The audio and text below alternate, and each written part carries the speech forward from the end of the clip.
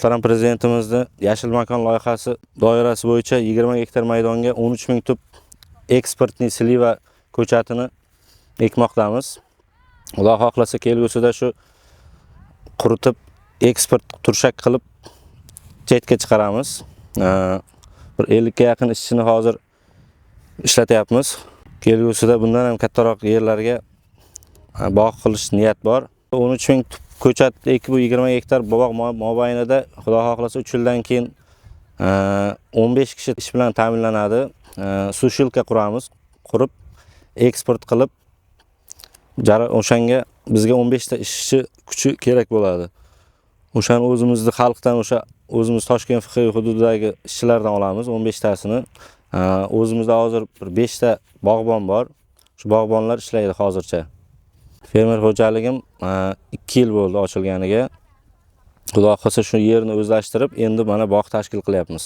Oldin bu yer tashlandiq joy edi. Keyin biz bir ikkita ekin turlarini ekib ko'rib, sal yerni o'ziga keltirib, tekislab, hozir endi bog' tashkil qildik. Kengaytirish niyat bor. Xudo xohlasa buni bir 100 gektar qilamiz, xudo xohlasa. Muhtaram Prezidentimiz Yashil makon umummilliy loyihasi doirasida mana 2025-yil kuz mavsumida tumanga 815 ming ko'chat ekish rejasi belgilangan. Shundan 143 ming tupi o'sha fermer xo'jaliklarida bog'zor, tokzorlar tashkil qilish belgilangan. Hozir mana Toshkent Siyu hududida Toshkent mevasi 2020 fermer xo'jaligida 20 gektarga 13 ming tup mevali ko'chat ekish ishlari olib borilmoqda.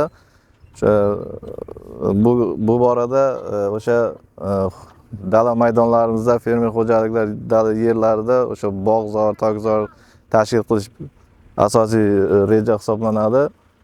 Bunday bog'larni kelgusida yanada ko'paytirish ishlari tashkil qilingan.